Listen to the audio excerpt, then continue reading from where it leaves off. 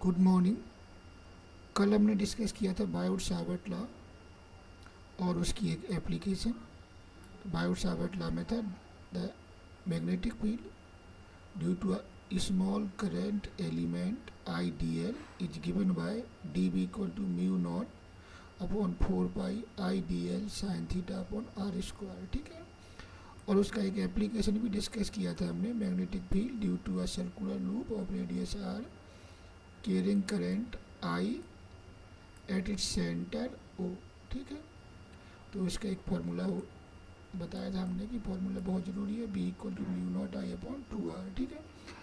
आज इसी को आगे बढ़ते हुए हम देखते हैं magnetic field due to a current carrying loop at a point on its axis. ठीक है।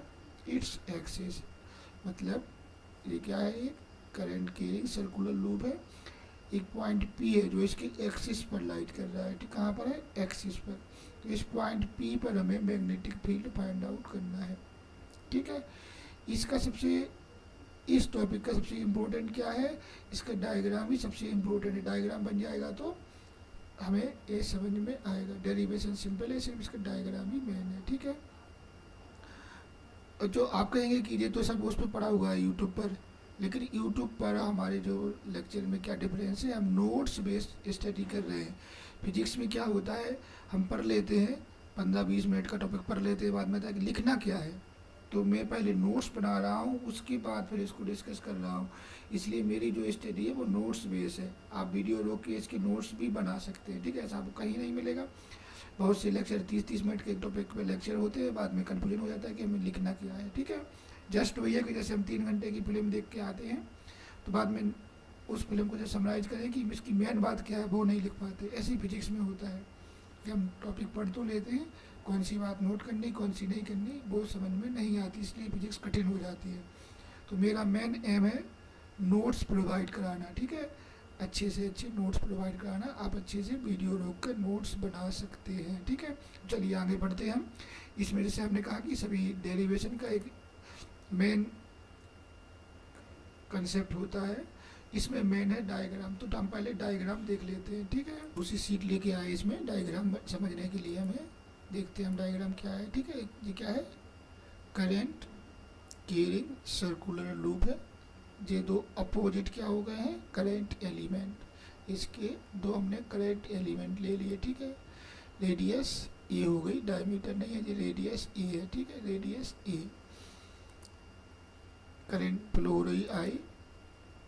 पॉइंट पी क्या है, पॉइंट पी क्या है, point of consideration lies at the axis of the current carrying circular loop where we want to find out the magnetic field due to current carrying circular loop, मतलब at a point on the axial line. ठीक है। चलिए देखते हैं इसके आगे फिर। ये पहला जो क्या है, करंट लूप, इससे इसकी डिस्टेंस कितनी है, आर डिस्टेंस है। ठीक है। अब ये टेंजेंशियल होता है तो यहाँ पर क्या बन गया, एंगल 90। ये परपेंडिकुलर है इस प्लेन के, इसलिए वो 90 बनेगा। ठीक है। दिख रहा है इसमें ऐसे। ठीक है। इसके बाद फिर डीएल करंट एलिमेंट हो गया। इस डायरेक्शन में पढ़ा था हमने कि इस डायरेक्शन में क्या होगा, इसका इस डीएल के कारण मैग्नेटिक फील्ड का डायरेक्शन इस डायरेक्शन में होगा। ठीक है। तो हम परपेंडिकुलर ड्रा करेंगे जब इससे, तो क्या एंगल बनेगा, फाई। ठीक है। फाई एंगल, ये यहाँ का फाई, यदि दोनों एंगल बराबर हो जाए, इसको प्रूफ नहीं करना हमें। ठीक है। बराबर होंगे। देखिए क्या हो गया, इसके रेक्टेंगुलर कंपोनेंट जो हमने 11th में पढ़े थे वेक्टर के, ये हो गया डी बी कॉस थीटा और डी बी साइन थीटा। ठीक है। तो डी बी को हमने क्या किया, रिजॉल्व कर लिए। ठीक है। D B sine theta, D B cos theta मतलब फाई लिया यहाँ पर, तो फाई हो गया। ठीक है। फाई और फाई। अब आगे एक दूसरे से देख लेते हैं, एक्स डैश बाई डैश से क्या होगा, डी बी डैश इस डायरेक्शन में होगा, तो इसका फाई बनेगा। ठीक है। अब देखिए यहाँ पर जो सेकंड वाला आई डी एल था, जो सेकंड वाला कंपोनेंट था, उसका जो ये कौन सा कंपोनेंट है, vertical component. Equal and opposite है तो कैंसिल कर देगा, एक दूसरे को कैंसिल कर देगा। सिर्फ क्या रह जाएगा यहाँ पर, रिजल्टेंट में क्या होगा, 2 डी बी साइन फाई, मतलब 2 के कारण 2 डी बी साइन फाई। तो हमें क्या करना पड़ेगा, टोटल मैग्नेटिक फील्ड कैसे आएगा, अगर हम इसका इंटीग्रेशन कर देते हैं। ठीक समझ में आया ना, ये फाई एंगल यहाँ पर बना हुआ है और D B cos phi, D B cos phi, vertical component of the element X by and X dash by R equal and opposite in direction, therefore they will cancel out to each other. ये बात लिखनी पड़ती उधर notes में, ठीक है। And the horizontal component D B sine phi and dv sin phi are equal and having same direction, therefore they will add up, और यही इसका रिजल्टेंट बनेगा। ठीक है, 2 के कारण। तो इस प्रकार टोटल एक कारण कितना बनेगा, हम इंटीग्रेशन कर देंगे। तो देखते हैं integration.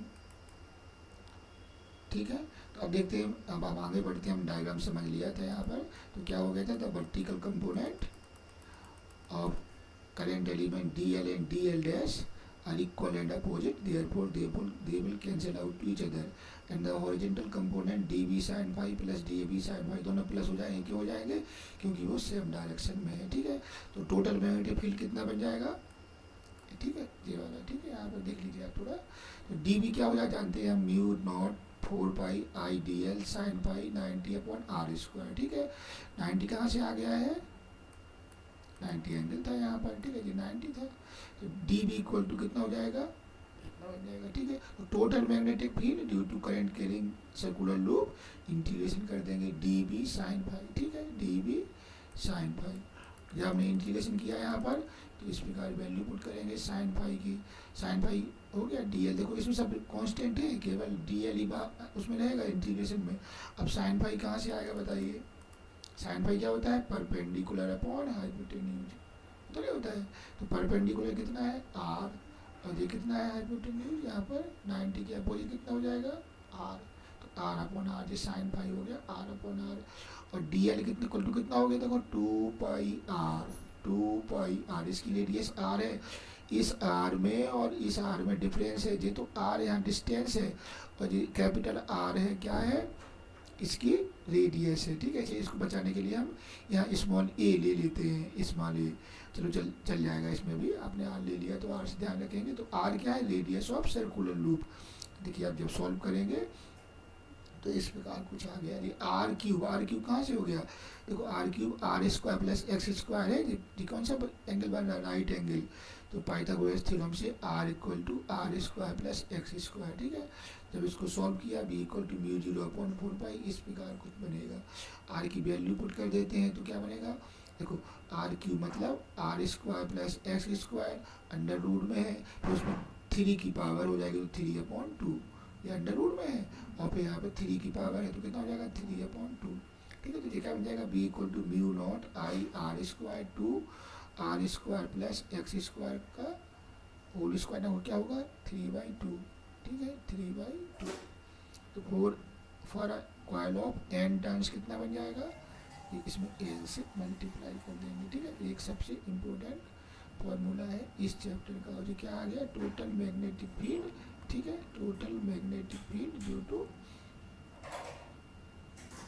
Current carrying circular loop at axial line. ठीक है, determine direction of this magnetic field can be determined by the right hand thumb rule. पहले पढ़ा था right hand thumb rule. J B और डिस्टेंस में एक क्या दिया हुआ है, ग्राफ दिया हुआ है। ठीक है, इस प्रकार वेरी करेगा। ठीक है, इस डायरेक्शन में, इस डायरेक्शन में, एक्स की प्लस डायरेक्शन में, एक्स की माइनस डायरेक्शन में। जब एक्स इक्वल टू 0 होगा तो बी मैक्सिमम होगा सेंटर पर। ठीक है, जैसे जैसे आगे बढ़ेंगे मैग्नेटिक फील्ड कम होता जाएगा इस फॉर्मूला के अकॉर्डिंग। तो क्या होता है इसका variation in B with respect to X. ठीक है, तो इस प्रकार ये बन जाता है अपना 2 एप्लीकेशन है, और ये हर साल एग्जाम में आता है। ठीक है, एक और शिकायत आ रही कुछ बच्चों से कि मोबाइल में बड़ा नहीं दिखता है, लिखने में नहीं आता है। तो मोबाइल में देखिए, आप पिक्चर टू पिक्चर में देखेंगे तो प्रॉब्लम आएगी।